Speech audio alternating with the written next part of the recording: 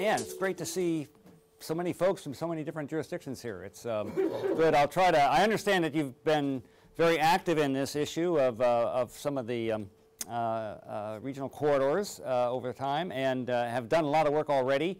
I hope I don't repeat too much of what you've done. I know to a certain extent I'm going to be preaching to the choir here, but I hope to delve into a little more detail than some of the work that you've done so far.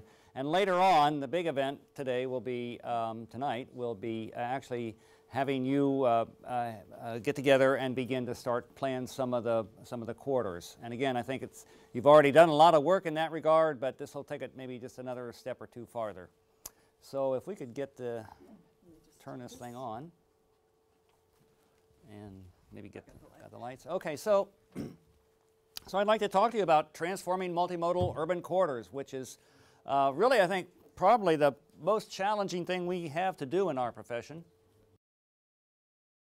And it shouldn't be a surprise that it's tough to transform these corridors, because we want them to do several things. We want them to move goods and people. We want them to be attractive, and then also we want to support development. And I use a kind of analogy that it's like trying to breed a show horse, a race horse, and a work horse all in the same at the same time, and that's a difficult thing to do. But some of the communities have been working on this and had done a good bit of have had a good deal of success.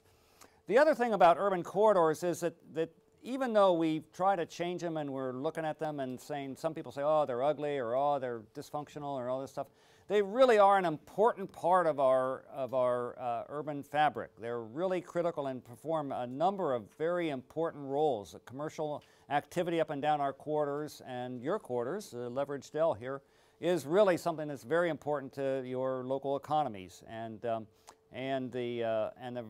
variety of different peoples they bring together is really something that we see all up and down, for example, the Highway 99 corridor. So they're really an important role, and as we think about changing them and trying to work with them, there's other aspects that we may not want to change. So it's not all, when I preach to you about all this stuff, it's not going to be, hey, we're going to turn everything and make everything different. No, there's just certain parts are different, but certain parts of what we've got are already working pretty well, and we don't want to mess with it. But I would say, above all the other things that we are doing right now in the planning profession and trying for urban redevelopment, the corridor is, I think, perhaps not only the biggest challenge, but also the biggest opportunity. They provide opportunities to increase commerce and institutional activities. They're really an important opportunity to structure urban growth. And a lot of places I've seen have this suburban growth, but no center, no there. And there's almost no other opportunity in a lot of cases to create that type of thing but on these corridors. So that's another thing we need to think about. They also are a great opportunity to reduce vehicle trip miles and greenhouse gases. If we can place more people near our transportation infrastructure, then we're going to have better efficiency, not only in terms of our transportation systems, but also in the reduction of overall the impacts of our transportation systems. And they can provide a community focus, maybe not in all cases, as we're going to see later on tonight, but in some cases they can. And ultimately they provide an opportunity, and this is something I'd like you to kind of think about, maybe a little bit tonight, is for a linear community, a community that people can see a corridor, not a center necessarily, but a corridor as a place if you've got really good headway on your buses. And I understand a lot of the corridors in this area have like 15-minute headway. That's an amazing transportation investment already. But if you can go out and catch a bus without having to look at a schedule, because it's only going to be about maybe 7 minutes that on average that you're going to have to wait, and get to anywhere up and down the corridor easily, then maybe you can find all the things that you need to live on your corridor right there without having to hop in your car.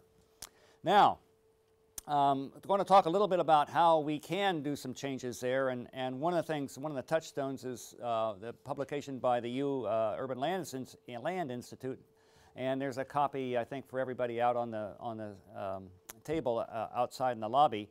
But they've done a lot of thinking about reconfiguring the corridors and have an advice they call the 10 principles. And being from the real estate industry, they kind of tend to glitz it up a little bit and put words around it. I'd like to take a look at those 10 principles and put a little bit different spin on it, maybe a little more public policy spin and some of the technical aspects of it that are important to think about.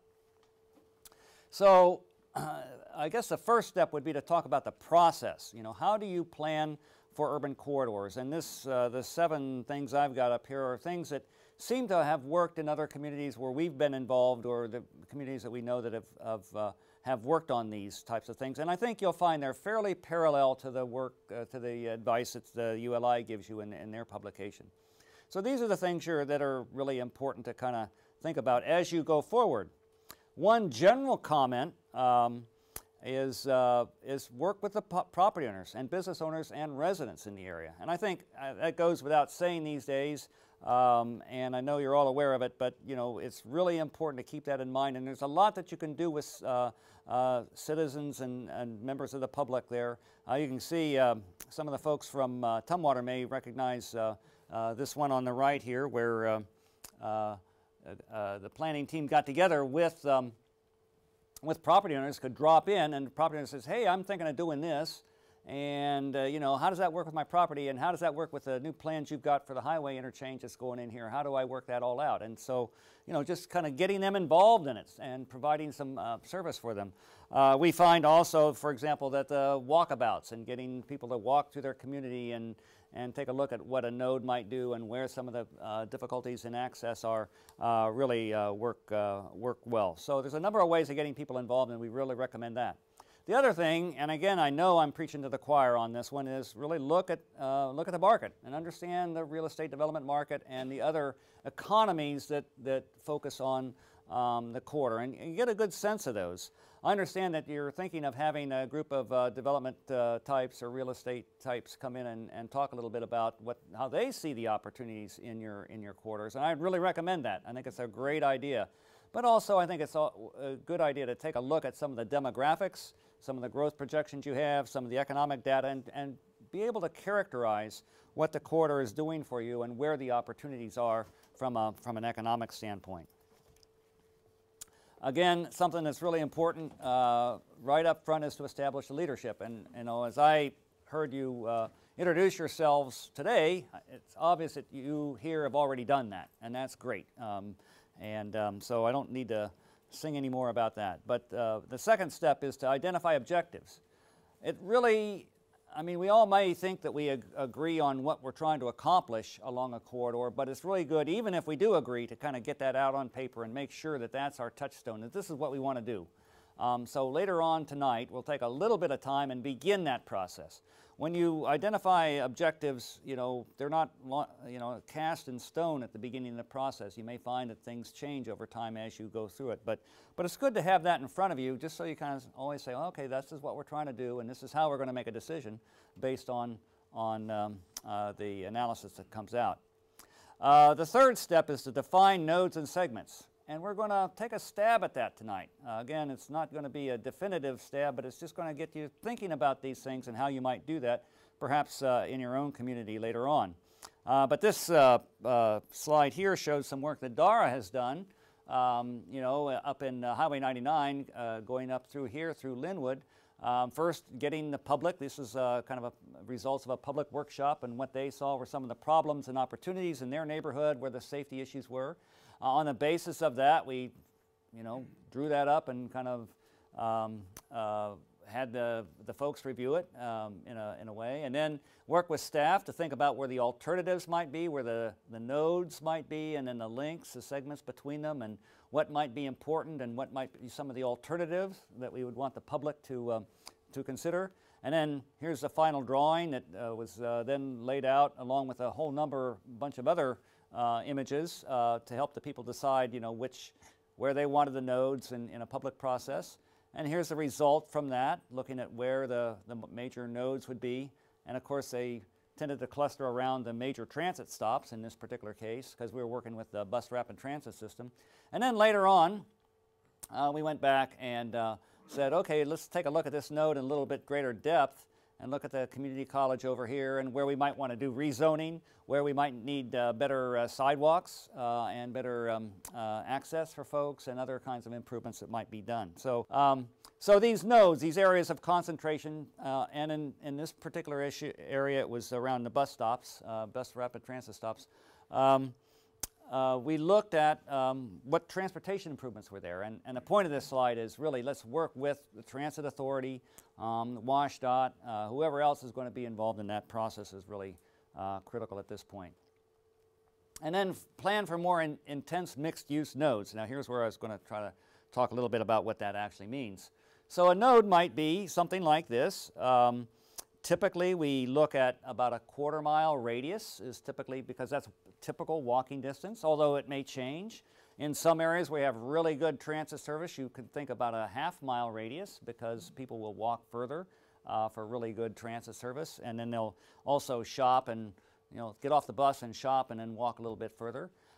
Typically you want to have a really good regional circulation at that point, but also really good internal circulation. People need to be able to walk around. And it sounds like that's kind of a Pollyannic thing, in these big heavy-duty corridors. Are people going to walk? Well, yeah, we really find that they do. If you really look and do pedestrian studies, particularly if you have good transit, there's a lot of people going out here, and if you do provide connections, you'll get a lot more. And it's really an important aspect of this. So does that kind of answer the question of what a node is? Generally, it's got a mix of uses. So not just retail and not just housing, but you might find also schools and different kinds of retailing, both local and regional retail. So it has a variety of things that are involved there. So here's another kind of example of what a way of doing this. Here's a typical node down here. Here's your quarter-mile radius. Here's your half-mile radius. Here it is blown up. This is the big picture there is from the results of the walkabout that the team did, and leading with the community members and staff around here, just looking at where the development opportunities might be, where the regional bicycle trail is, where some opportunities for open space are, where some of the less desirable areas that need to be fixed up. So folks, when they walked around, they mentioned these things, and so the team captured that and into this kind of diagram here. And then after thinking about it and working with staff, of course, and going back to the folks and saying, well, did we really hear you right? Then you can begin to translate that into zoning measures and physical improvements and maybe some open space measures that would really get going and begin to transform this around. And I must say at this point, this is hard stuff. It's hard for people to envision, a highway corridor with gas station and used car lots and vacant lots as to someplace that they might want to live. That's a very difficult thing, and I'll talk a little bit more about, how to kind of overcome that inertia and get people to think about those specific areas. One thing I will mention while I'm here on this picture, it kind of shows it very typically. We're not trying to change the whole corridor. Not even all of this will change. And just little pieces of this here and there will be a change. But the rest of this may have, great gobs of revenue-producing used car lots. Those things aren't going to go away real soon, although the industry is changing a lot. Or other kinds of issues or other maybe semi-manufacturing sites up and down here. So we're not trying to do a complete makeover. We're just trying to take pieces and make those better. My guess is you've already talked about that, and I'm just maybe telling you something you already know, which I guess is the definition of a consultant, is to come in and tell you something you've already heard. But hopefully there's a few things here that are new. And then the second thing I'd like to get you to think about, the final thing, is framing a linear community.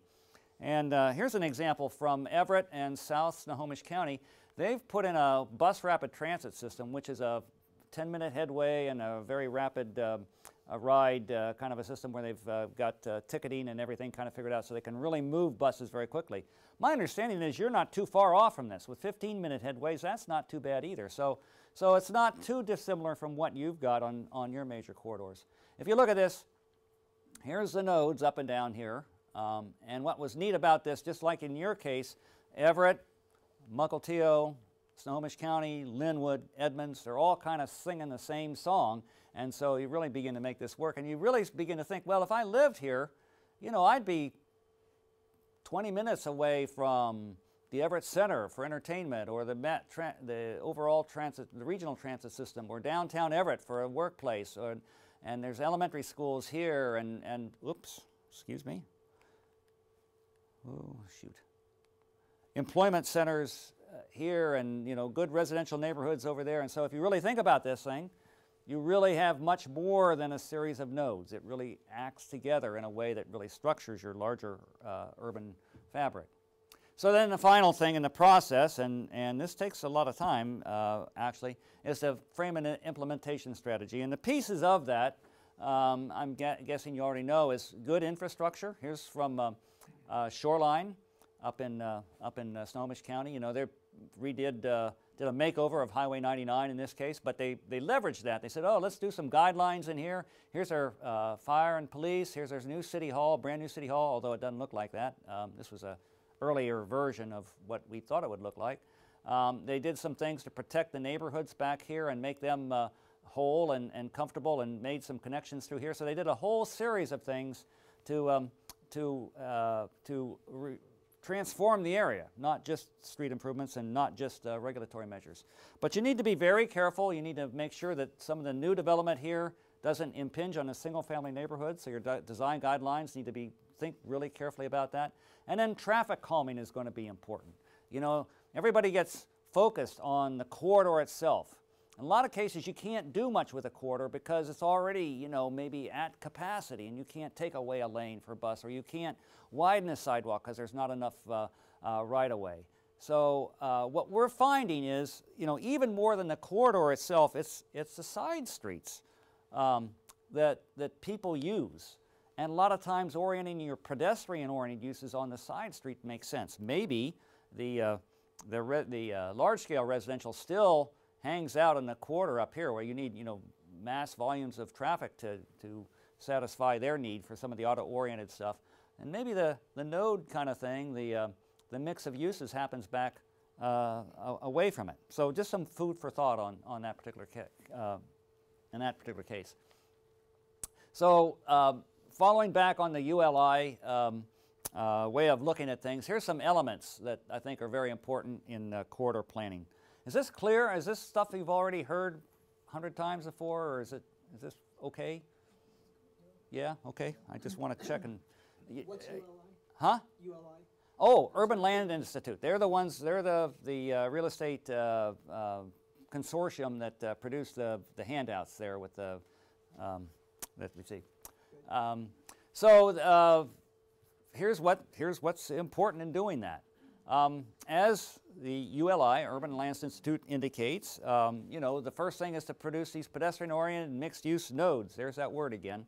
And even in their, you know, they're putting skyscrapers in their nodes, but, you know, they're the real estate industry, so that's what they do. And but they don't have to be. You know, there's a whole series of different ways of looking at nodes. Some nodes might have a specific activity. For example, one of the things that is really a genesis of a node up in Snohomish County is Edmonds Community College.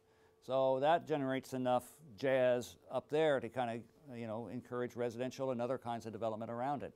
In other cases, it might be a school, or it might be a community service, or a larger retail cluster that be it. So they don't all have to be the same.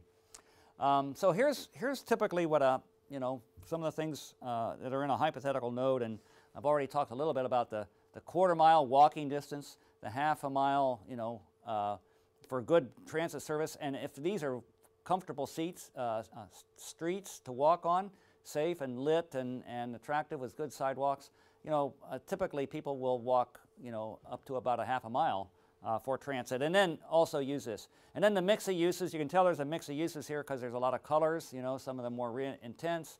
This pink area here still is some of your, maybe your traditional automobile-oriented stuff, the stuff that you have there now. Some multifamily, a park, a school, a whole series of things. And that's typically what, in a typical node, what you're trying to get at.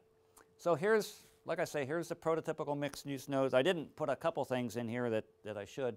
Some of the better street improvements here, protection of the single-family neighborhoods in the yellow area, good streetscapes in the internal areas, safe crosswalks in these areas, and then also good walking pathways within the developments. And that's sometimes it's hard to get that when you write design guidelines and administer them, but it's really important. We found that these things that are much more successful that have the ability for people to walk around and get to the different spots easier. For example, if I'm living here, for example, it's really tough for me to get to the bus stop here. I have to kind of go backwards to get there or around this way. You know, it'd be much better if I had a good walking distance, you know, a nice cut through that would work like that. And that we find those very valuable in this type of sector. So the mix of uses, you know, we always, you know, when we think of mixed use, we think of the things like this, like the Trader Joe's on the bottom and the residential on the top, or some of the converted stuff like this. But it doesn't have to be. You know, if you have a residential building and a nice deli and corner grocery store right next to each other, that's almost as good as having them on top. So it doesn't have to be the traditional stuff. It can work any old way. Transit stop, really we're finding these things are working better and better these days, and the Swift bus BRT in Everett is doing quite well in terms of its ridership, and I'll show you some other examples from Cleveland that have really worked quite well. Pedestrian and bicycle access on streets, again, I think that's pretty obvious, important things to have. But as I indicated earlier, the internal pedestrian access is really important. This particular example here, for example, that I like is all new. This is all new development. This is a new kind of a roadway, not really a roadway, kind of an alleyway, but they've all put the, you know, they've got the street trees and the sidewalks, and it really works much better than some of the older systems where you just have a parking lot surrounded by the shops. And then the integration with the neighborhood. Again, very important. And a lot of nodes you'll find that there is already a lot of multifamily and single-family housing around these areas. And what you don't want to do, of course, is to create, you know, come in here and like a bull in a china shop and redevelop an area and then find that your single-family neighborhood has become less desirable because it's been impacted. You want to make sure that you keep that single-family neighborhood alive and healthy, because generally, I think you're going to find in most of your corridors, you're getting about 8 dwelling units an acre around your nodes. Your older, you know, pre-World War II districts, neighborhoods, you know, are typically 8 units a gross acre, which is getting pretty close to what you need to support transit really well, and pretty close to what you need to begin to foster the local grocery store or the dry cleaners or that type of thing. And we'll talk a little bit more about that, but the neighborhoods are an important part of this. And then the attractions and amenities. We've found, you know, in looking at the Highway 99 corridor, which is really hard bit and really kind of a, most people would say not a very good place to want to live, or to be frank, that we are starting to see some development where there are parks and other places and other amenities close by. That seems to be the one thing that will transform an area from totally commercial to a more of a mix of uses close to the corridor itself. And one of the ways to do it, and it's hard to find room to do this. Now, I know most municipalities don't have the money right now to go out and buy a bunch of park space. So what you need to do is to think about leveraging some of the open space that you do have. And for example, we found up in Everett, you know, they have a lot of nice schools typically near these nodes. They kind of have grown to the kind of the center of the community, but they're closed. You can't get in to use them after school. You know, so really one of the big efforts that they're doing right now is working with the school district to try to figure out, well, how can we make sure that these are joint use? And maybe there's some kind of joint agreement where the Parks Department helps with the maintenance and the security and that type of thing, for example. So just some ways that we're going to have to think about this in a more effective way. And then the multimodal transportation goes without saying. That is really important. A lot of times on corridors you can't put the bike routes directly on these, you know, 5 or 6 lane streets. They really just don't work very well there. So what you need to do is to find other bike routes kind of adjacent that kind of work in the same way, and then provide these connections across there that really begins to work well. And I know that's somewhat the case down in just having you know, the trails down towards Tumwater, and some of the things that they're doing down there with their bike planning is kind of an analogous situation. So the ULI also talks about residential amenities, and I've kind of just mentioned that a little bit, but I'd like to reemphasize it. Here's an example of what they and I've tried to indicate is really important. If you look at this site here, here's Highway 99, one of the most high-intensity, you know, anti-residential areas in the whole corridor. Really difficult. you know, used car lots and, you know, all kinds of big things here. And here's a brand new development, and it developed in what would seem to be an unlikely spot. And here's why. You know, they had this wonderful Bitter Lake Park here with a recreation center and a community center and ball fields and this nice lake with a path around it. And they also have a bikeway that kind of comes up through here.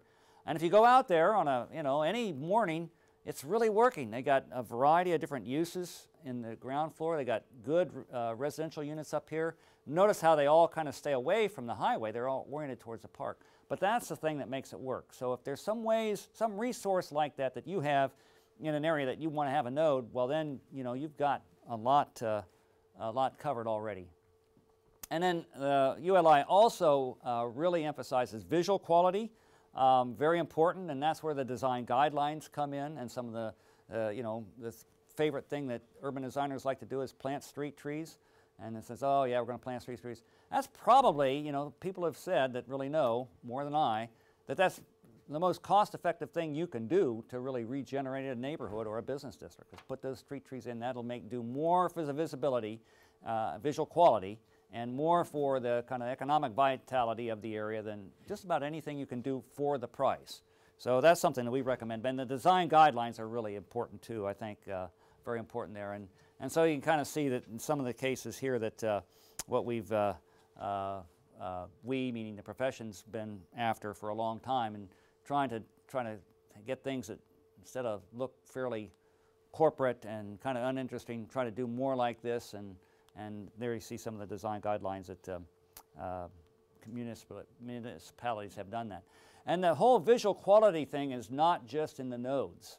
This is, you know, even though you want to make sure that you still allow some of those auto-dominant uses out there along the strip outside the nodes, you want them to look good. And they can look good. I mean, they can look really awful, but through good design and good streetscape design, you know, they can really be a heck of a lot better than what they are. And, you know, you kind of see, you can go along, for example, my favorite road is Highway 99, and you can see a municipality that has cared about what their strip looks like, and then one that doesn't. And you can really say, well, I bet the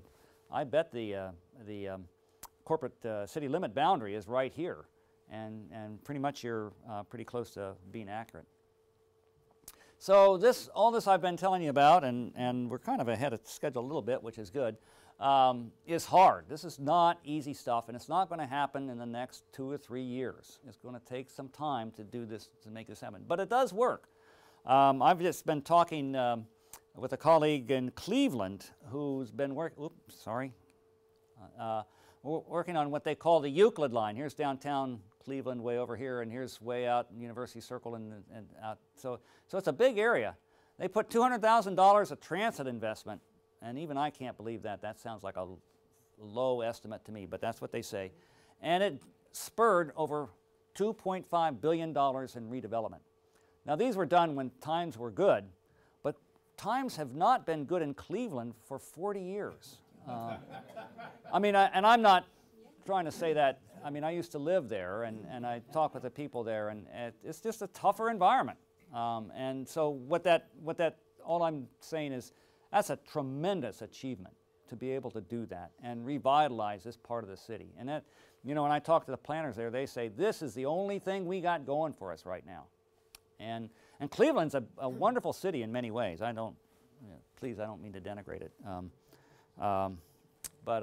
Anyway, closer to home, another much smaller example is in Lake City Way. If you go up to Lake City Way in Seattle, this is what it looked like at about 1980, and this is what it looks like in about 2000. And you can kind of see there has been a remarkable transformation, and it really worked partly because the street improvements. You know, the team got WashDOT to actually put in a median, which really helped a lot, and did some streetscape. And then it took about 10 years, and we started to see some development in here. This was after about 10 years or so, 10, 15 years. And start to see some really good mixed-use development. And then all of a sudden it's really started to take off. Things, you know, you started to see more development. The community center went in there, the library went in there, you know, and all of a sudden, instead of, you know, basically, you know, really a pretty hard bit, nasty strip, is really the center of the community and really beginning to work and be a very viable part of the city. One of the things it does do is it provides housing for students going to the university, because it's right up the road from the university. So it really has made a big difference there. Another one in a suburban setting is Juanita Village. And you kind of see there, this was about 1990 here. And it's a typical strip, and this is a development over here. And this happened about 10 to 15 years later. Again, about 10 years it took for that to happen. But they really went. And what's striking to me is that the actual architecture, 15 years after we did the drawings of it and did some visionary sketches, look just like what the sketches were. So it really was pretty interesting to me that it actually worked out. So this stuff can happen if you put all the pieces together. So now, that was about all I have to really talk about. Let's talk a little bit more about the leveraged L. What we're going to do tonight, just to kind of give you a program, we're going to answer questions for however long you want, up to about 7 o'clock.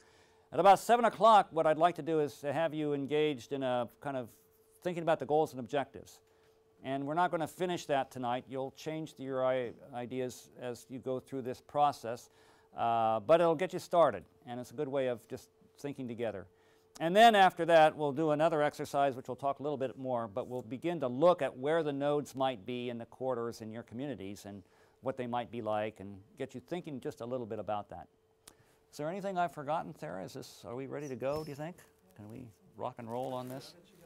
Any questions? I've tried to lay some stuff on you that may be a little bit different. I haven't talked too much about some of the economics of corridors and what makes them work and what you need to think about.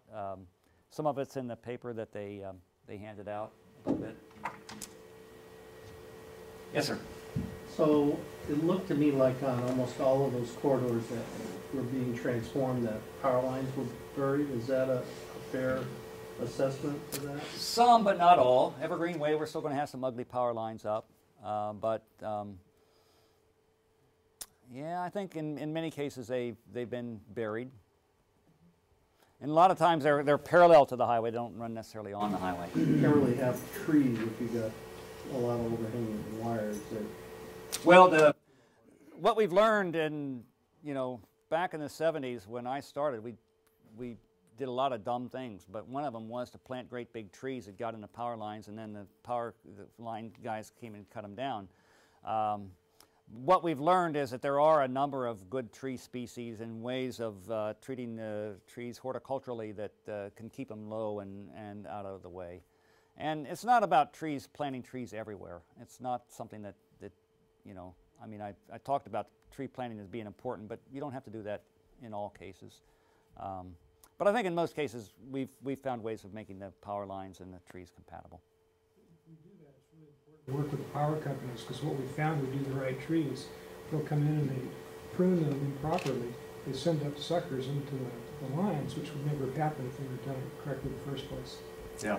No, it's an issue, but it's kind of a detail that we've learned to deal with over the last 30 years. Yeah. I'll add, most people in the room know I work for Puget Sound Energy, and we've partnered with cities and counties in undergrounding through the Schedule 74, Schedule 73 tariffs. And it's a great urban design aesthetic to look at the undergrounding from not just the power, but the phone and the cable, DOT lines, everything else. So yeah, we find it to be a really good strategy. We're working with Sammamish right now on some town center stuff. Great. So, yeah, good. Yeah, it's a great partnership that we'll really step up to. Yeah, it's great if you can do it. If you can't, it's not the end of the world. It's not cheap either. Right. That's the other thing. It's not cheap. As you were kind of laying these out, excuse me, it looked to me like you're talking about, okay, improving the infrastructure, that is, the roads and so on, but then you use the words, then it attracted development. How much community investment per mile are you talking about, and how long on the average before you begin to see that development come in, which is private money, begins to pay the taxes, pay back? Very good question, and I'll give you a consultant's answer. It all depends. And it really is. I mean, I'm being very, very truthful like that. I showed you from Shoreline, the kind of aerial with a great big green sward. I mean, that costs cajillions of dollars, and that was on WashDOT's nickel pretty much. I think the city put in a little bit, but mostly that was improvements primarily for transportation. So sometimes you need to do that. The work that was done in Lake City I showed you just a few minutes ago, that again was a fairly expensive for the time process, but funded mostly by WashDOT. On the other hand, in Everett and in Linwood, they're not talking about hardly any public investment at this time. I've been jawboning both cities about doing something, setting aside some money for parks and open space. And they said, we just don't have it. So they're not going to be putting much in. Likewise, the streets, the corridor up in Everett and southern Snohomish County primarily is pretty good. So they're not going to be tearing that up. We'd love to have wider sidewalks. Not going to happen in the foreseeable future. So it really varies a lot. What we find is you really got to be very strategic about what you do. In many cases, it's a sidewalk back on a side street somewhere will do a lot more than trying to really jack around a great big intersection in the corridor. So it really depends on what the infrastructure investment has already been and how much you got to do. Let me ask you another question. In looking at these urban corridors, there's obviously some areas, issues of zoning and so on. What is your estimate about the width of an urban corridor? Well, this one will do it. So typically what we do, planners, when I say we, I mean most planners, talk about a quarter-mile radius. So typically when we use a sense of a corridor, it's about a half a mile in diameter. And that's basically on walking distance. But there's absolutely nothing absolutely magic about that. I mean, you might have a freeway or something that's really close so it doesn't go a whole thing, or you might have a great opportunity over here where it's nice flat land and it's excellent walking conditions and it might spread out a little bit more. So we kind of hedge our bets and we say half mile. We look at half mile radius and a quarter mile radius. We try to get, ideally, but again, this is a soft number, ideally we'd like to have, a couple thousand dwelling units in here. Not going to happen in the next 10 years, but if we get 1,000, then all of a sudden we begin to support local retail, in addition to the regional retail that's coming up and down there. So then all of a sudden the city's starting to see some benefits. If you can support most of your grocery stores and other businesses partially by foot, let's say half of the pedestrians or half of the clientele comes by foot, then you can reduce your parking ratios, which means that your development is cheaper. And then the next guy comes in, because instead of having one stall per 250 square feet, they can do one stall per 400 square feet. So, save a little money there, and you get a little more compact development. So you kind of work it in that way. But basically, the pedestrian thing is kind of the determinant, and you'll see a half mile radius, or a half mile diameter, a quarter mile from either side of the corridor is what we're talking about. And you'll see later on tonight that that's what we've mapped out for you on the second exercise. Yes, sir. Were you meaning public right-of-way width, or did I get that? Oh, yeah, good question. sir, did you mean public right-of-way width, or the distance that we look at it and for planning? For planning, yeah. Oh, okay. Okay. For zoning. Great. public right-of-way is Yeah. another aspect. In one of your slides, I think it was in Lake City or Livable, wherever, it showed mixed, where you have Trader Joe's down below and then on top some kind of a housing condo and that kind of thing. So what are the incentives to induce people to want to do that? Okay, we're working with that. Like I say, one thing I think is very important is having some nice surroundings, like having a park nearby is one of the things that's really important. A safe, convenient streets, a stable neighborhood nearby. Those are the things that are all really good. But then the things that you can do is the multifamily tax credits or tax abatement, where for multifamily housing in certain areas, municipalities of certain sizes can do that. Really recommend that. Another thing you can do is to lower the parking ratios, for example. In theory, people that live along the corridor should not have to drive quite so much. So maybe they don't need so many cars. So one way of really incentivizing development is say, okay, instead of having a 2.5 parking stalls per dwelling unit, for a certain size of dwelling unit, you only need 1 or 1.5. And one of the things you do when you think that through is really fine-tune what that parking ratio is, because one of the most expensive things for development is the parking. I mean, that's a tough nut. It not only is just the cost of the parking itself, but what it does to the buildings and how you configure it. Really tough for architects to figure that out on some of these weird shaped lots. So if you can do that, that's another thing. And like I say, the amenities are the big deal. Yeah. And in Linwood, they were thinking about requiring like minimum densities and requiring mixed use. And yeah, that's kind of a stick. In some cases, what municipalities have done is said, okay, if you want to redevelop your lot or expand your store, you have to put in a certain number of housing units. And that's not an incentive. That's kind of coercive, but it gets what you want in the long term. We've also, when we go out there and have presented that idea to people, say, oh, wait a minute, no, that's, the property owners, of course, hate that. So you've got to play that back and forth. Yes?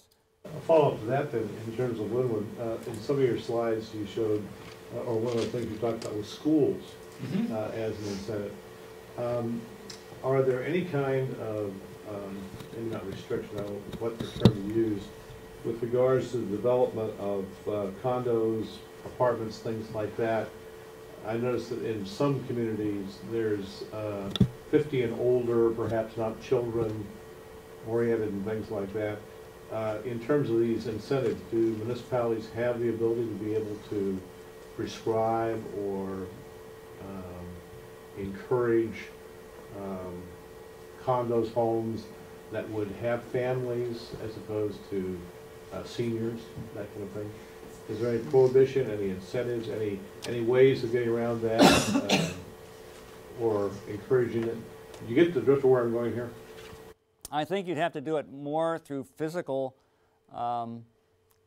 standards than through trying to zone out a particular human type. Are there any prohibitions against zoning out particular types, like families? I'd have to talk to a lawyer about that. I really would. I can't say for sure. I mean, before I'd recommend anything like that, I'd really check with the legal department on that.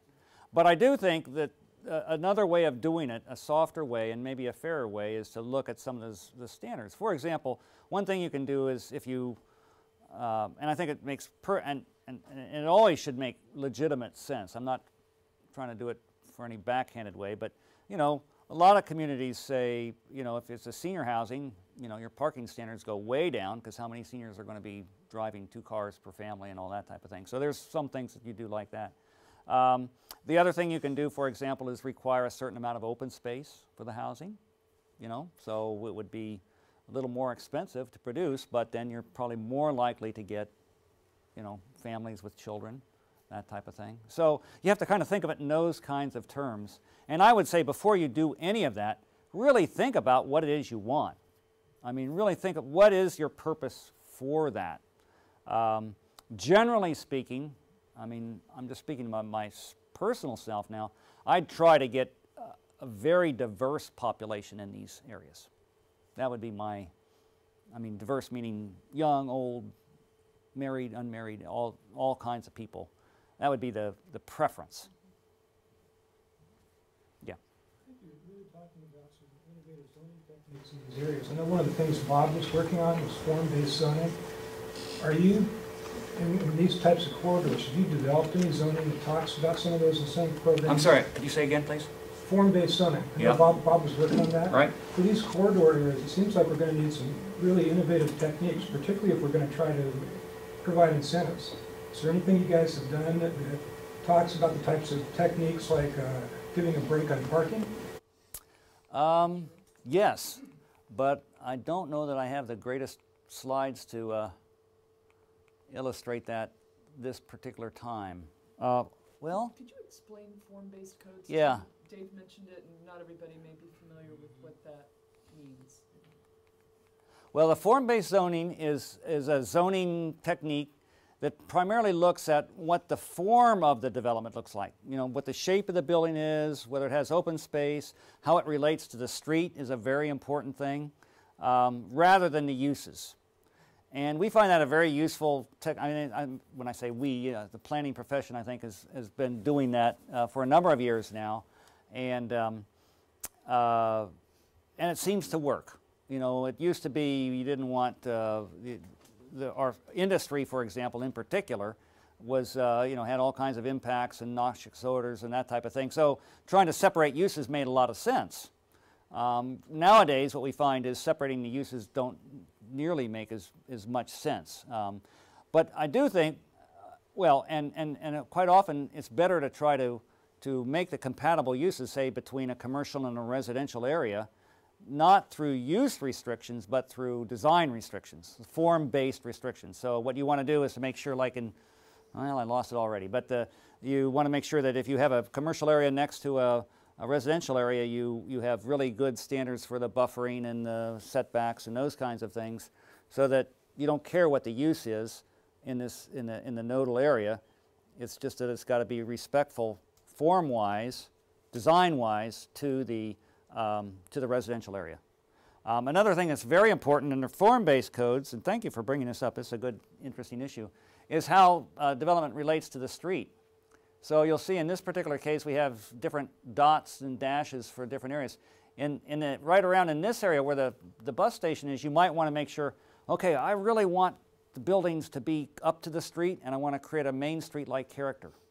That would really be important, because we know that really fosters residential or good pedestrian activity. So in this case, you might have that particular form. You want to have that building right up to the street with a storefront in front of it. Other areas down here may not be so important, or you may like them, but it'd be very difficult to get it. What you find is you can't do this everywhere.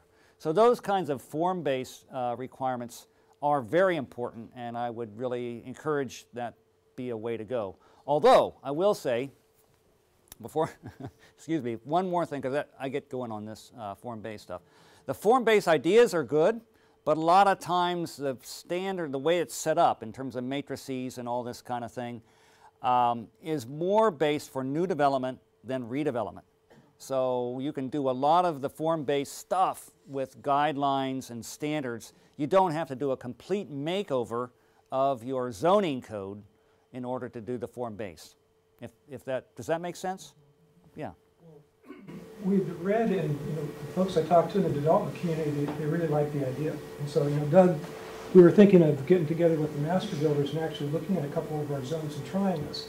The one, I guess, stumbling block I see is it's hard to sell the elected officials, Virgil and these folks, on what we're going to do if they don't think it's going to make sense and there's some type of control on it. So I just wonder if you folks at Makers had actually developed some samples for areas like this that it's going to lead to the type of development that you want to see. We've done some very extensive form-based code for Clark County. Again, Bob Benkford in our office spearheaded that effort. And we can put that on the web. I'd be happy to send that down to Kathy and Thera, and we could put that on the web. And I'm sure, we're happy to do that. We've also are working on a couple of areas where we just do regular design guidelines that have form-based principles in them. In Everett right now, if I weren't here, I'd be home working on the guidelines, actually zoning standards for Everett, in which we're taking the same form-based principles and actually inserting them into the zoning code as standards. So there's any number of ways you can do it. The important thing are the ideas. And you develop those as you go through this process that I just described. Yes, sir? I'm just still trying to get because I don't come from this kind of a background, but form-based, I noticed that Olympia is developing buildings that kind of come out to the sidewalk and the parking's in the back, and to some degree in Lacey we have just a little bit of that kind of thing. Is that what you're talking about in terms of the shape of the building, the form? Yes, sir. In some cases, that's one aspect of it. And what I'm saying is you don't want that all the way up and down your corridor, but you figure out where you want pedestrian activity, and you have that requirement in that small, specific, focused area. So if we, as an example, this thing, we're going to do that, do we have any examples where we've had businesses on the bottom floors and living areas on the top floors kind of thing, the illustration you had in your slide. Well, a lot of these are that way. I'm talking about in our corridor. Oh, in our corridor. Well, I don't know. I can't think of any right offhand. Well, Do the there's a city new one, fathers, Chuck, on Capitol at Union. There, the new Maconie's is downstairs, and condominiums, purchase, owner-occupied condos are upstairs. There's one at Lily and Martin Way that's been there for 35 years. Right, that's right. Yeah. It's not new. Lacey's got some on 6th Avenue. Is this hard for So there's the a city few. fathers to accept or not? There's a few. But I think it's important to note that you don't have to do it that way. You could have a commercial establishment right on the corridor with the good visibility, and you could have residential behind it with a little more seclusion and security, and that's mixed use. That in many ways is just as good as having the classic over and under. The other thing that happens in an area like this with the over-under thing, like the Trader Joe's I showed you with a commercial on the ground floor and the residential on top, parking becomes a real issue. Sometimes you have to do subterranean parking, and that gets expensive. So that's why I think you don't want to be too prescriptive in these things. You want to allow the development community some latitude so they can make this happen. Remember, what we're trying to do here is actually encourage development. So again, I can't emphasize too much, and work with those folks to figure out what works both for the public and your objectives and what will also make sense economically to them. In terms of that leverage to L, I think that's what we're calling it now. Have you had a chance to examine that and find out whether there's kind of Lake City areas in there, stuff that you would red pencil, so to speak? I've looked through it, but I don't know it nearly as well as anybody in here in this room, and we're going to talk a little bit about that later on tonight, if that's okay. Yes? You, in your presentation, you made mention of the fact that jurisdictions do not have money to go out and purchase property for new parks or park additions. And you indicated that parks is one of the amenities that you want to look for to develop around in one of those areas. My concern is that originally those parks may have been intended to be community parks. But as soon as the development starts going and the population begins to increase, it may not have the wherewithal to become a community park and definitely not a regional park, which means that one of the reasons for developing there originally is going to pot because becomes an overused and the whole community begins to go in the opposite direction. Yes, sir, you're right. The whole issue of parks has all kinds of complexities. I thought you were going to talk about put a park out there, and until you get a good residential population around it, immediately around it, you get a security problem. So it's taken over by drug users. I mean, that's the other thing we see. So you have to be careful. Generally, what I find is that when we design parks, and I don't care whether it's downtown Seattle or outside of Sequim or you know, anywhere, in a small community, Shelton, more activity almost always makes the park better. I've never seen a park that's really too crowded, you know, almost never. So I'm not too worried. I would worry about having a park too vacant than have too many people around it use it.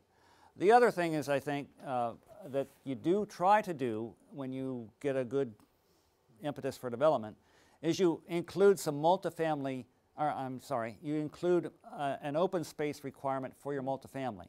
So if someone puts up a big apartment block, they need to put up a garden or a roof deck or a series of balconies or a combination of those so that people don't all use this park as their backyard. They still have their own private space or communal space that they can use, and they don't overdo the individuality of the park. But it's a good question, and all of those, you know, yeah, it's one thing to get a spot for a park, it's another one to design a park, and it's still another one to manage a park. And you got to do all three. Looked like there was a coordinated effort in between Everett and Mokilteo right there. Yeah. To look at this corridor and say, what are we going to be doing to shape this? And it seems like there's a legend someplace that has T's and yellow dots. Two questions, I guess. Is there an equation of sorts that makes this corridor successful? In other words, there has to be so many different things incorporated in that corridor within a certain range to identify that? That's the first question. And the second question is how much of that was looking at the current resources that were there already and trying to play off those advantages as opposed to redeveloping what isn't there? Okay. The second question is it's almost all trying to leverage what's already there. Okay, not redevelopment per se. Well, we're trying to frame redevelopment around these existing resources. Fair enough. So if you've got a great opportunity for residential here, that's one, that's great. If you've got, jobs here, that's great. School down here, so that's it. The answer to your first question is I don't know, but I'm trying to figure that out. I don't know of any magic formula or recipe that will make all that work. But it's a brand new concept.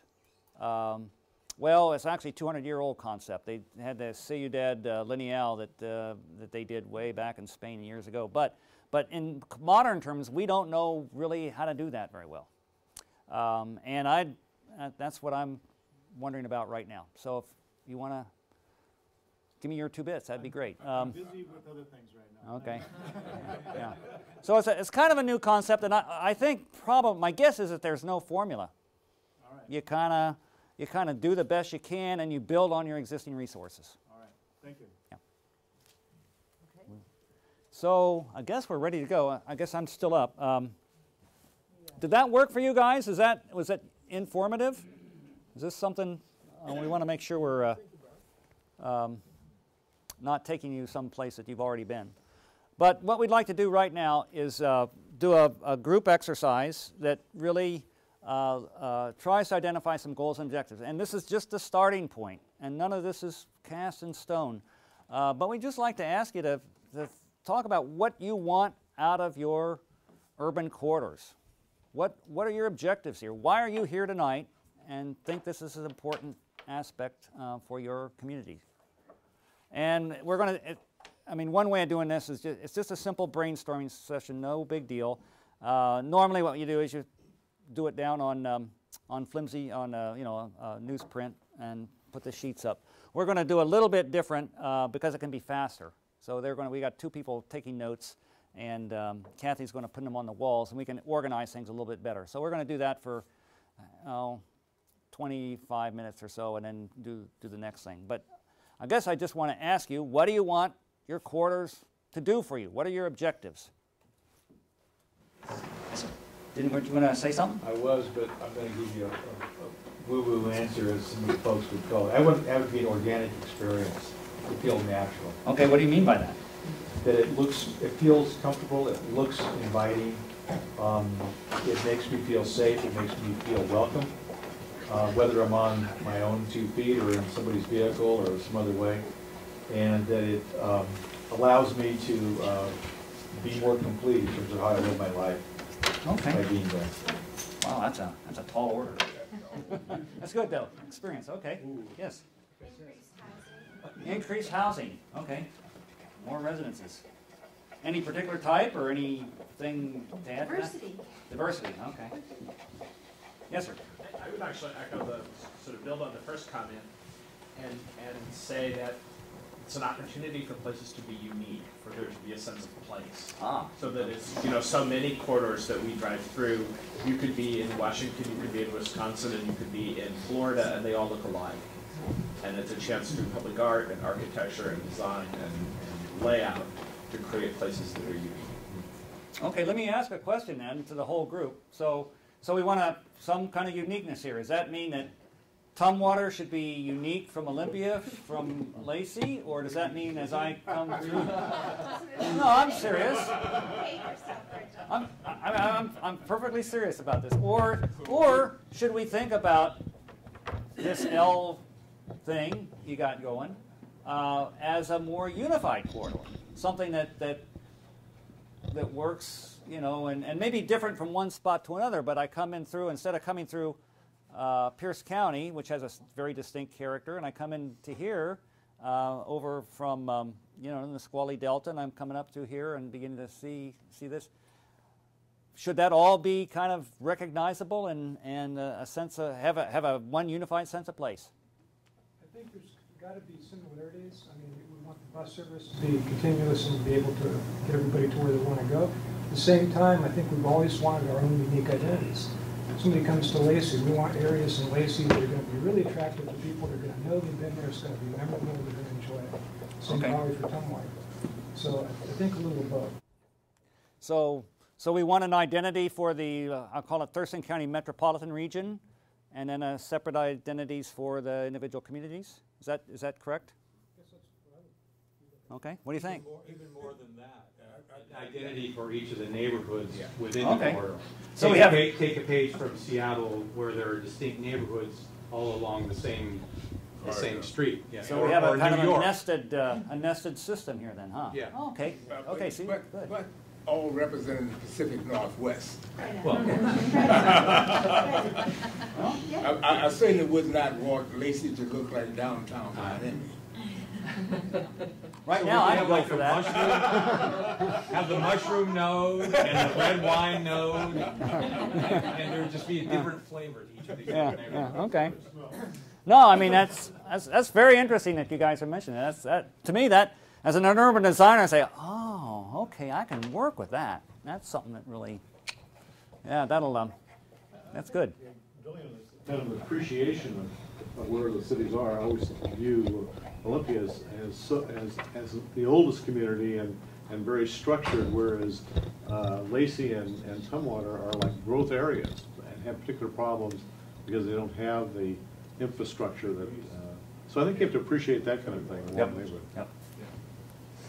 What else? What else do you want to accomplish in this effort? I think because one of the big questions is why is development going elsewhere rather than infilling, is looking for ways to attract private investment into those corridors. So how are we going to really draw that investment into those areas and that infilling? Any thoughts on that? Any follow-up? Yeah. Medium to high density. Okay. It gets right along something that we've been thinking about. We talk about incentives. We are looking at what can we really do to attract the development community by giving them some type of development permissions that they've never had the opportunity to do, that they'd be willing to come in and really, I guess, follow the vision that the city of Lacey has for what we want that area to become. We want to get them involved in it. So I'm afraid of structuring a zoning code that's so rigorous that it's difficult for them to work with and they can't work with. So we want something that they come in and say, oh yeah, this allows me to do what I want to do. So that's where I guess I'm looking for innovative techniques. Okay. Some innovative thinking in terms of, well, regulatory and just a general approach to how we do with these things. I'd like to go back to a question you had earlier. What are some of the incentives? I forgot to mention a big one is just attitude. The ability to, when someone comes through up to the permit counter and hopefully before that time begin to think about stuff that the local governments really are wanting to work with them. And my guess is that you've already got that going for you here, so I'm not trying to say it's something different than you got, but that's a big difference. And providing information can be a big incentive. Just, the market study that you do then provides information for the developer community and the real estate community, and bringing them into that process is really important. And then the other incentive that I've seen work pretty well is what they call a planned action EIS, and I forgot to mention that in the heat of my presentation.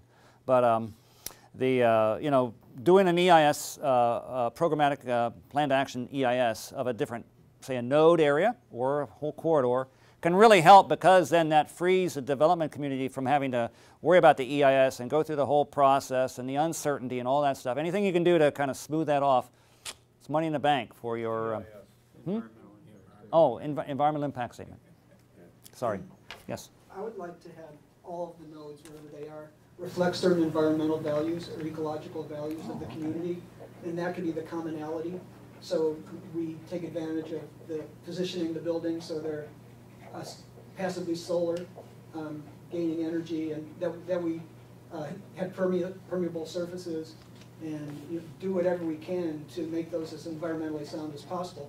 And I think there's a lot of draw to that. A lot of people are attracted just because we're aligned with our environmental responsibilities. Great. What are some of the environmental values that we should work towards? Well, I think there's lots of them. Lots. But water it's conservation of water, clean water, people walking rather than driving, increasing transit so people, when they go downtown, they don't bring their cars downtown. Right. And maybe have open spaces, and maybe move the cars out, have shared usage of cars, services where you can rent a car, like Zipcar, for example. Right, sure. And so I think there's a lot of things we could do that would align these nodes with our environmental values. Yeah, that's a very good point, and I didn't stress it enough in the presentation. That's one of the things that you can get out of corridors. They're intrinsically, sustainable in the sense that you've already got the infrastructure investment, so they're much cheaper. There's a lot of things you can do in terms of these eco districts and different techniques that you can use in development in that. And they appear to be, right now, our profession is looking at this, appear to be, one of the best ways of reducing greenhouse gases we've got. Very interesting book for anybody who wants to read about it. Again, I know I'm preaching to the choir, but David Owen, no relation, did a great book called The Urban Metropolis, or The Green Metropolis, excuse me. And he talks about what really is sustainability and what that means. And I'd recommend it. Quick read. What else? Another thing goes right along the same lines, walkability. I mean, Okay. That's what we're really trying to do. Walkability is a huge deal, and we have provided zones and the opportunity to develop mixed use. It hasn't happened yet. Maybe the retail hasn't happened in an area where we have subdivisions because there's not the rooftops yet. But people up in our northeast area still have to get in the car, drive down across the freeway to go to a store. It would be nice if the corridor had that walkability and people felt comfortable doing that. Right now, you get on Martin Way, and we've got the sidewalks now, but sometimes you feel like you're taking your life in your hands. So, what do we do? So a question, I'm more of a question, I think, than perhaps, but all these are highly intense uses. It looks like they're using traditional stormwater vaulting and not. I mean, we're going to be required through our stormwater permits to be using low-impact development techniques. How do you see that fitting in or being compatible with this type of intense development? It can be done. I think that's a complicated issue. My general sense is it's sometimes tough to require it in this type of setting, but you can also really encourage it in a number of ways, and certainly it's something that needs to be looked at. Folks are doing it. I would say too that with higher intensity development, sometimes it's easier to do some of the low impact development because it's easier to capture the water before it actually hits the ground, and that's something we found in Marysville. Yeah, that's true. We found that, for example, in Marysville, they were faced with the same thing, that the developers were coming to us and saying, we can't develop our properties because the stormwater requirements are too high. Well, they're in a floodplain, and that's part of the reason. But we did find, and we had SVR do the analysis, found that, as Dara said, that more intensive development, there was greater chance to collect things on the roof and other issues than in a parking lot. So generally, you find that your footprint in those terms actually goes down with new development. So we're going to get probably, almost certainly, a net benefit from redevelopment as it moves forward. So maybe along these lines, maybe a goal could be to try and figure out how to treat stormwater as an asset instead of a liability. Great. In these corridors. Yeah. You're gonna need, if you're gonna have a place where people work and play and live, you're gonna need a lot more non-government office space. I know we mentioned that, but you're gonna need a lot of that. I have a question. Is if I am a developer, is it different between putting up a governmental office building or a non-government? Is there a difference? Yes. Yes. Okay. Yes. Yes. Okay. Yes, yes. Does that also suggest an agreement between the municipalities as to how much government buildings they have to distribute them equally? Okay, let's go with that. Equitable distribution of Bureaucrats, is that it?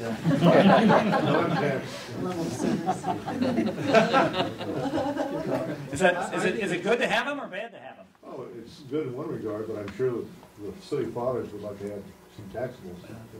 Well, I think it depends on if it's the monumental government building with not the ability to have mixed use and the parking lot, the L&I parking lot, then clearly, that's not what you want. But if you can get a mixed, we get GA to agree to require mix, allowing mixes of uses, to putting in parking structures, to doing things that are going to allow them to fit better into the community, I think they can become an important asset in an employment asset that then, with the right kind of surrounding development, will hopefully reduce traffic.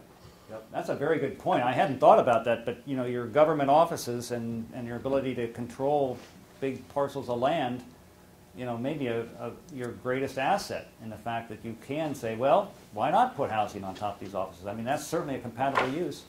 And you have almost a perfect daytime, nighttime shared parking kind of a deal. So, maybe there's some real thoughts here. Yeah. So when you're talking about the leveraged out and planning it across 4 jurisdictions, I'm interested in how you do that with 4 jurisdictions, how you, in terms of goals and objectives. I know we have our Thurston Regional Planning, but we're really talking about really digging in and how do you increase integrated planning to be able to redevelop the leveraged out?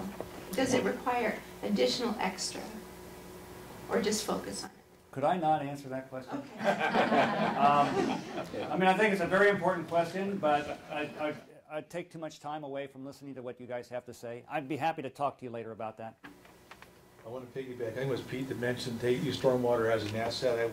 Maybe it's the same idea, but we have along Martin Way, for example, some areas that are protected. They're wetlands or setbacks for all kinds of reasons, and maybe you look at those as assets rather than obstacles in terms of where the nodes aren't going to be and where you focus the nodes and say, this is an area that we deliberately want to maybe, I wouldn't say redevelop, but enhance in terms of its natural situation, and then use it as an asset in terms of how you adjacent the nodes around them or on other sides of them. So that's just an idea. Yep, no, we'll get that. Good. I haven't heard anybody talk about money. When I go to other places, that's the first thing. I mean, that was the impetus behind all that stuff up in Snohomish County. What are maybe that's not important to you. I mean, that's fine. But, if we're talking about goals and objectives, do you want to get a little more revenue? I've always thought, we're not going to develop, the government jurisdictions are not going to develop the city. That's going to be our development community is going to do that. What we need to do is figure out how to give them the tools to be able to do what we would like to see them do. So I don't see a huge pot of money coming from anywhere in this economic times. I think the development community is going to have a hard time too, but I think we just need to make sure our codes can accommodate what they need to do and still achieve what the city jurisdiction wants to do. Yep. So. Yep. Yeah, I haven't talked a lot about implementation, but I could go on and on about that. Happy to next year, maybe. Is there a time between, this is one flashing obvious maybe to you, but between the housing market and the development market? So what's the difference? Is there a tie between the two? In other words, the housing development, by and large, is down as an example. Is that also a key to the development? You talked about how you raise money and how you create development. What's the tie between those, or is there any?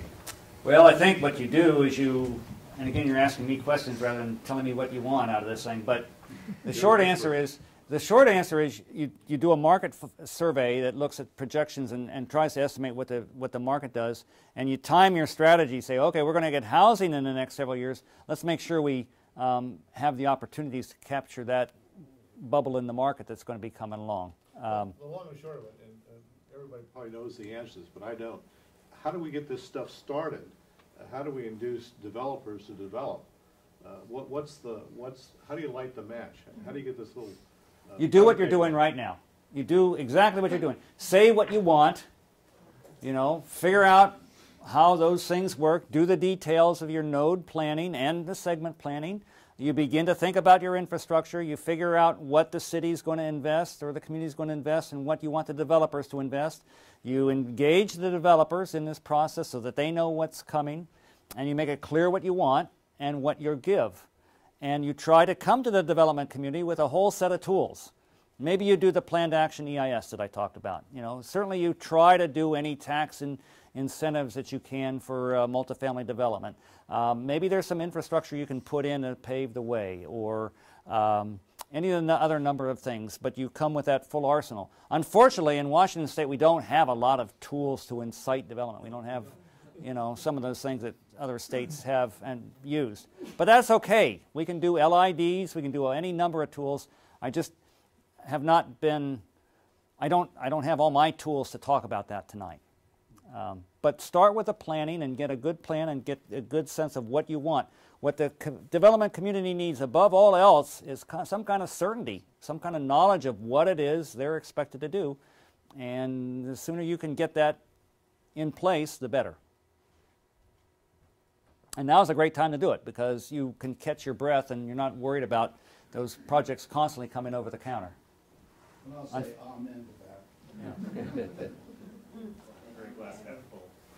With that, because you talked about one of the first things is the leadership team, and we do have a really strong group of leaders here, but we don't have at the table yet developers in the real estate community, even though we have business representatives. Should we be engaging them right now in this discussion? I mean, starting soon, as those decisions get made versus later, or what would be your recommendation? Well, my recommendation is to have staff think about it and make a proposal to you. In general, yes, I'd bring them to the table. And I think you'll find they're happy to come to the table. I don't know in what venue or how that works, and I think it'd be good for you to let staff kind of bring some options to you. But certainly, yeah, I mean, I'm sure they'd be happy to be here, and they can give a lot of guidance. And I could also say that any effort that doesn't involve them is probably much more likely to fail than those that do. This may be a weird angle of what we've already talked about, but I would hope that the urban corridors we're thinking of, the leverage deal that we've talked about before, doesn't try to do everything for everybody. It doesn't try to be the throughput vehicle for the community as a total throughput. I think it's kind of obvious, I think, because of the I-5, you know, parallel we've got. But given the fact that we're a major north-south artery runs right through the heart of everything around here, that we think about what we do to the corridor to not make it to be something we don't want. In terms of the impact on the community by creating something that, if you will, doesn't let us use the corridor to its best advantage. Because we have I-5 nearby and we are a major commute community to the north especially already, and will increase in terms of traffic or movement of goods and services. Okay. So I think just be mindful of what we would want it to be, but also to be careful that we don't create, in essence, an attractive nuisance for ourselves. Okay. I hear two things. One, a general statement like you just said, but I also heard you talk about being careful about how you fine-tune the transportation system so it doesn't just become a, what some people call a traffic sewer. Right. I mean, that's the term that this, when people want to be provocative, that's what they call it. But so I think there's 2 points there. One is to make sure that the transportation system works for all of your objectives, not just for transportation. Did you have a no? Okay. No. Yes, sir. So one of the challenges I think we have is that many of these many parts of these corridors are made up of a lot of tiny little lots. And I think one of our goals should be within a node, how do we get coordinated development within that node? Either the look, complementary uses, just that concept. So find ways of land agglomeration then. And it may not, my sense is, especially these days, we're not going to see somebody come in, swoop in, and buy up all the land in a particular area. It's going to happen incrementally, just like you've shown in some of these. But how do we do that in a way that ends up with the endpoint that we want in a coordinated way? Yeah. Interestingly, on the leveraged L, out on Yelm Highway, there are a number of multifamily apartment buildings and so on that have gone in that are doing pretty well, like Jeff Powell's Polo Club and around there. And those sorts of things have really worked well, and as Yelm Highway improves in the way it's looked, that has helped as well. I know that a problem has always been that the developers sort of have to pay for street improvements, and then street improvements sort of benefit more development, and it's kind of a cart before the egg sort of thing, to make some analogies. But on Martin Way, we don't have that same thing going there. It's the used car lot type of thing that you're talking about. So where is the possibility of maybe a jurisdiction providing either a loan guarantee or some, yeah, I know. Credit's the biggest problem, and I know that credit for multifamily housing is a little bit easier to achieve sometimes than for single family housing right now for developers. But that seems to me to be a very, very crucial part of this process. If you want apartment buildings to be built, the people that are going to be building them need to be able to get the credit to and there are a number of ways. So, but I hear what I think I hear your objective is something like look for creative financing and cost sharing activities. I had a comment over here. I know, Stephen, I've missed you a couple times. No, it's fine. It's really good. And actually, I'll throw in an extra one to complement what Jerry just said. I think it would, on my wish list, would be tax increment financing. And I think we could, as 4 jurisdictions, push towards tax increment financing as an option to help leverage investment along the L. So, and if anything, I mean, and this was done in Snohomish County, and some of the development that you've talked about has benefited really from experiments in that way.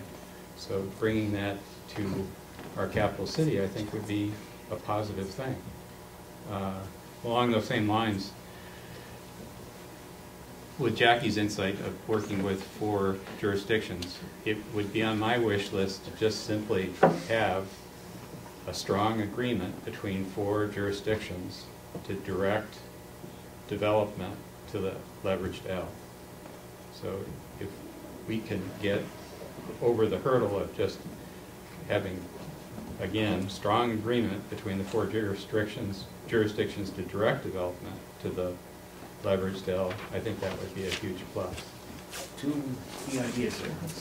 So and that means to me alignment between zoning and development regulations for 4 jurisdictions on the designated corridor.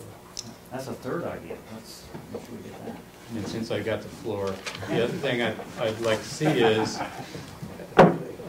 an easy template for adding accessory dwelling units within 6 blocks of either side of high transit or high frequency transit corridors. An easy template for adding accessory dwelling units. Oh, ADUs, yes. Okay, excuse me, I didn't mention that. That's good. Yeah. I guess it's more of a question, but in your typical corridors that you've been talking about, what, if any, height limitations have you found? Is there sort of a standard height, or what is the actual height? Well, the things we tend to think about are what height makes the most sense economically. And what we're finding is what a very good, what developers like to do is what they call 5/1, which is 6 stories. So they might have 5 stories over commercial or 5 stories over parking.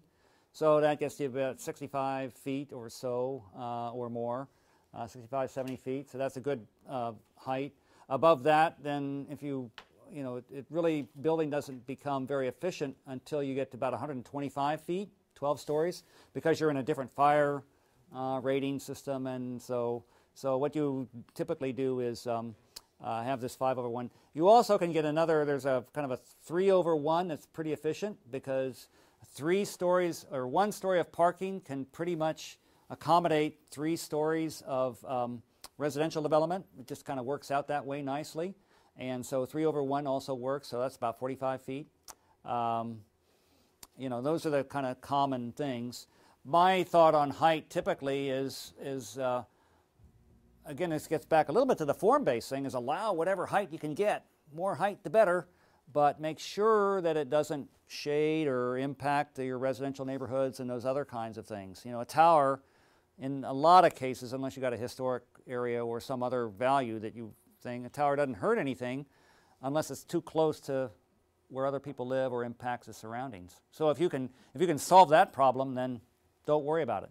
For example, tonight or right now we're working in Everett and saying 65 feet is your standard height limit, but if you can show, if you meet these other standards, you can go to 125 feet, for example.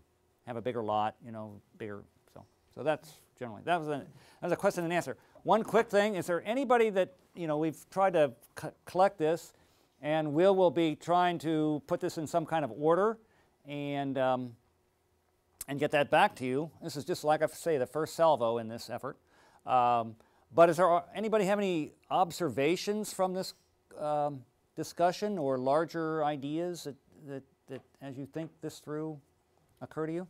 I just have a kind of a, we're trying to build on what you were saying, that if we're looking at a county-wide corridor, a transportation corridor, versus a regional corridor, is there, in your experience, I don't know how long have you been in Seattle, that a rapid transit from Seattle, if we make this community really attractive for people to live in, and all of a sudden they're looking at this community to live in but work in Seattle, then there could be a pressure from the regional or federal standpoint to have a rapid transit.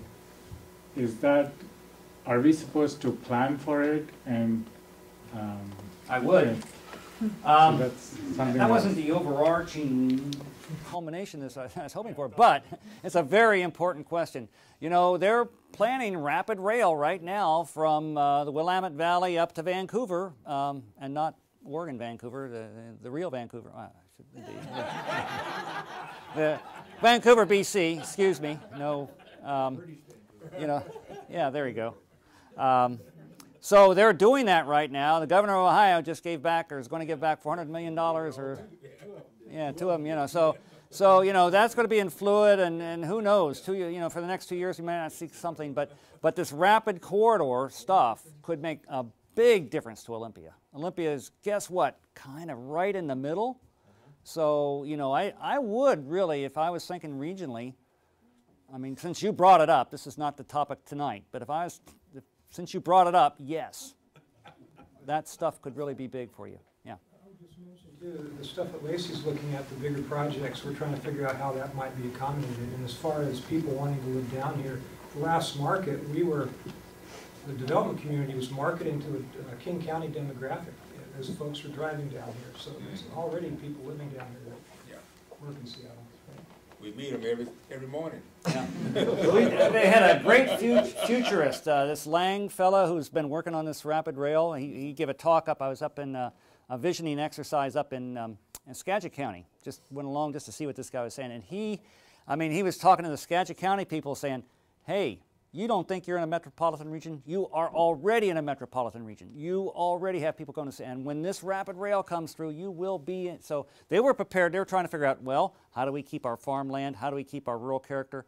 And he was telling them, better start now because it's going to happen. So that's all I know about it. We really need to get on. One more comment? Well, I just wanted to kind of answer your question why commercial hadn't come up. And you really look at the charges, the urban forestry task forces, and what we've looked at. I mean, all of these areas are already strictly commercial in essence, and certainly preserving commercial activity is an important part of it. But our challenge is getting additional residential development in our urban core areas. And it seemed logical that the corridors where we have frequent bus service would be the place that we try and focus that. And so a lot of what this committee's been looking at, I'm sure most of the people in this room have been that issue. And so I think that's the perspective you're getting tonight. I don't think it's because we necessarily don't want to see a strong commercial activity in these areas. But at least for me, I think that will be, if we can get rooftops, if you will, a density of people, we will get the commercial development along with it. Yep. Get the rooftops, like you say. That's that's what the ULI would tell you, and then use your form-based regulations to configure the commercial that you get, so you get the diversity and the type of retail that you want. Those are the two things.